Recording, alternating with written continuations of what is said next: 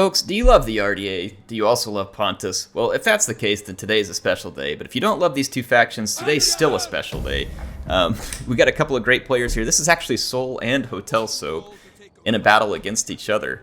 I won't tell you who's who, and we'll just watch, because I know that some of you who watch the videos be like, man, these guys never lose. Well, guess what? One of them is definitely going to lose, unless they all just kind of run out here and make peace.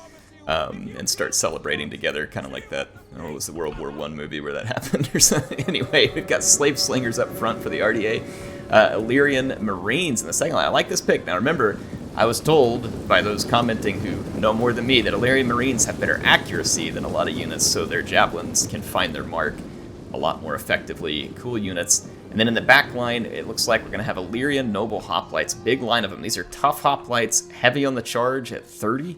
They come with good damage at 30 as well, which means they have 8 armor piercing. Melee attack is not spectacular, but with that charge and that armor, they're going to be deadly. There's one more Slave Slinger in the back and one more Illyrian Hoplite back there. There's 0 cavalry for the Ardiaei, so this is an all Total War Saga Troy army here. Almost no cavalry involved. And then up front, we've got some Eastern Archers for Pontus. Good archers. They should be able to trade well into Slave Slingers because of their extended range. We're going to have some Pontic Swordsmen mixed with Bronze Shield Pikes. That's an expensive pike unit for the, what do we call it, the Pontians here. Now, we've seen swords and pikes combined to good effect before. Is that the idea here for Pontus, to try and combine against the heavy hoplites that are apparently expected?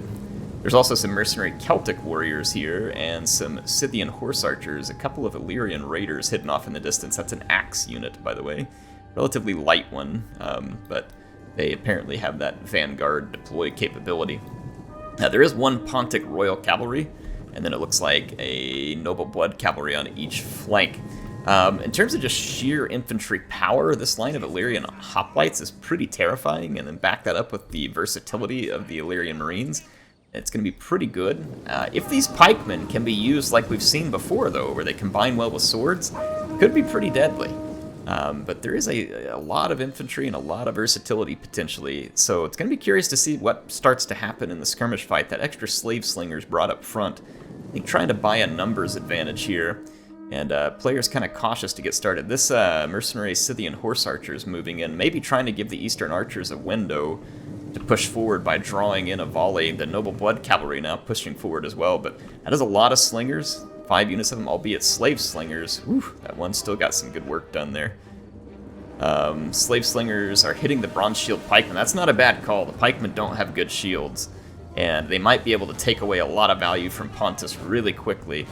In fact, look at that Marine just chucked from all the way back there. Holy cow, those guys got an arm, if that's the case. They did.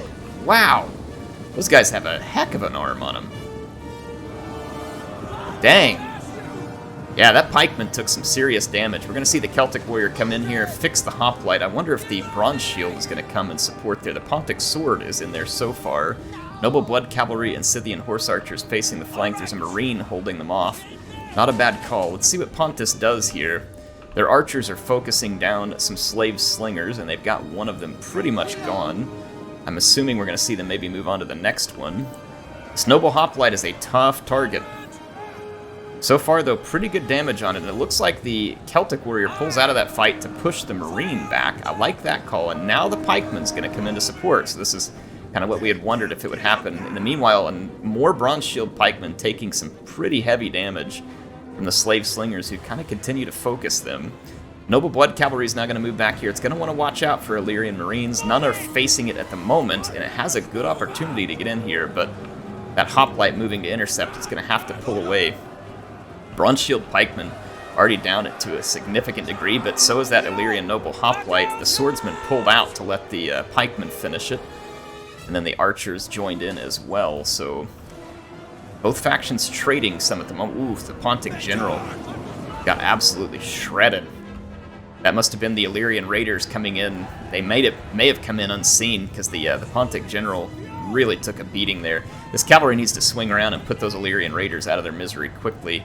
The Bronze Shield Pikemen taking a beating from those slave slingers, so those cheap slingers coming in handy. The Marines here got charged by a Noble Blood Cavalry. They are suffering quite heavily at their hands, but this is pulling a lot of Ardiaei resources in the vicinity. But I mean, look at these Marines. They're going to massacre that Blood Cavalry. Their javelins are just absolutely deadly, but it looks like the archers are shooting them in the back while they do so.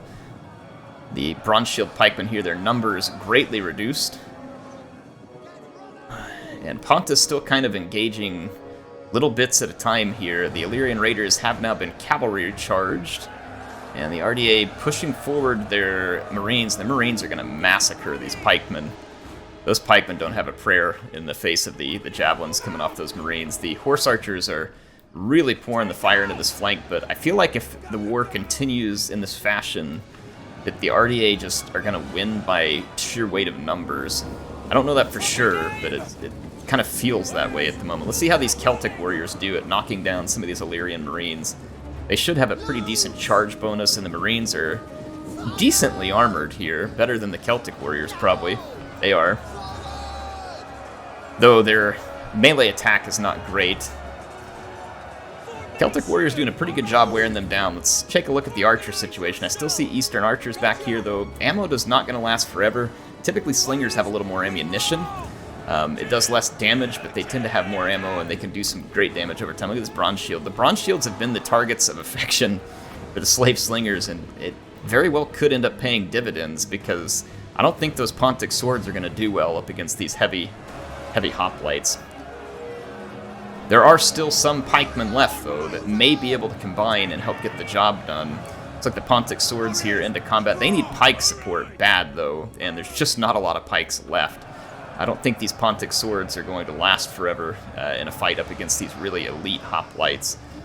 In fact, I kind of feel like Pontus is just running out of infantry here. We've got a Noble Blood Cavalry making a break for these slingers, and boy, do those slingers need to die if Pontus wants to have much of a chance here. And the Noble Blood Cavalry is going to connect. Let's see how many javelins are left, though, on the Illyrian Marines. They have been extremely effective in ridding Pontus of its cavalry. And despite where the pikes are present, this is something pikes frequently do. They just barely touch a unit and then they stop. They require a lot of management, and they can be very frustrating sometimes in order to manage. We've got the pikemen here pulling over to try and face this flanking hoplite. This hoplite has a shielded flank versus the archers. If the archers could get to an unshielded flank, it could cause a lot of damage. Right now they're firing at this noble hoplite. They're maybe hoping it's turned around. I'm not sure 100%. Target there may have been the slingers.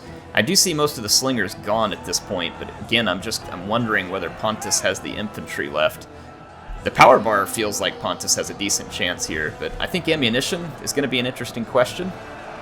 How many of these archers have enough ammo left to turn the tide of battle? And even with their back turned, the Illyrian hoplites, or sorry, the noble hoplites for sure, having a ton of armor. The Illyrian hoplites still at 105.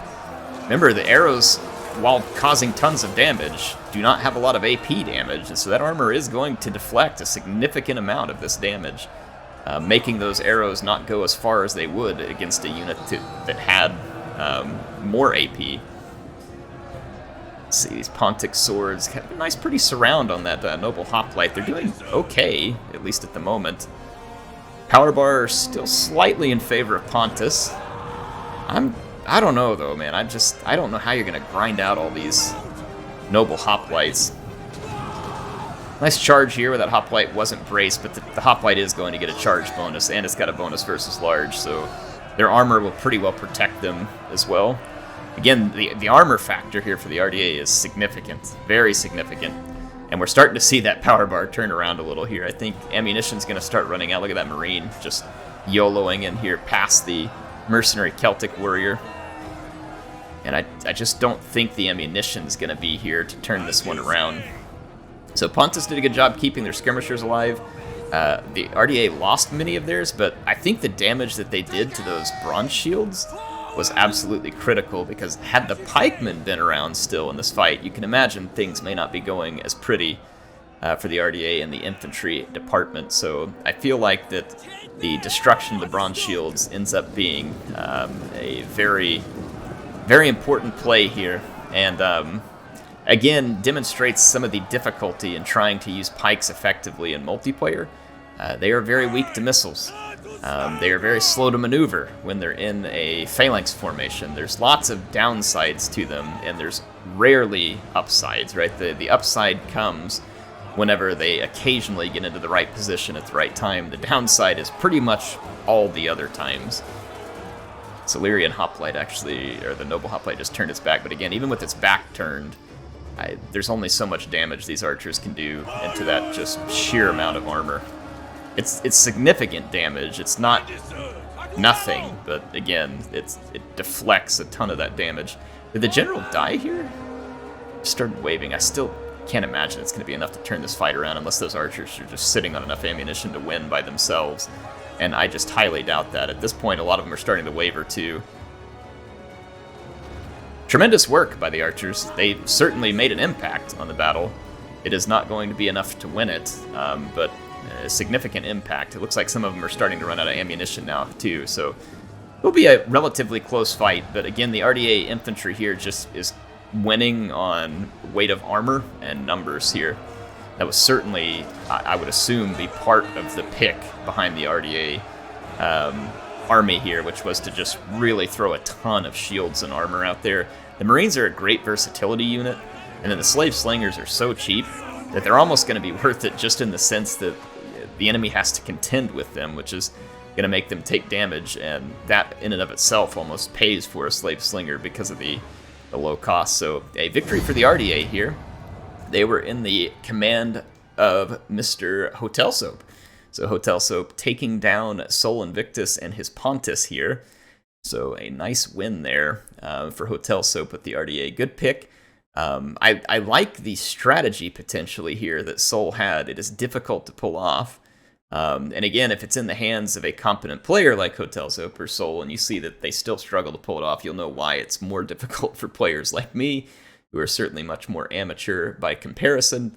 Again, it's an interesting tactic, and it could potentially work, because you have to deal with this wall of armor somehow, right? And Pontic infantry is not particularly good at it. So in this case, it just did not work out, but a fun battle nonetheless, and a pretty darn close one. So I want to appreciate both of these players because they're the ones that continue to bring Rome 2 to my channel. Were it not for them, it wouldn't be here. So please make sure you get into the comments. If you enjoy these videos and you like watching them, do me a favor. Go into the comments of every one and thank the submitter, because we would not have it without them. I just don't have the time to delve into multiplayer too much right now, and so without them, we just wouldn't get to have this fun. So anyway, thank you to both of you. HeirofCarthage signing out for now. I'll see you soon with some more action in Total War Rome 2.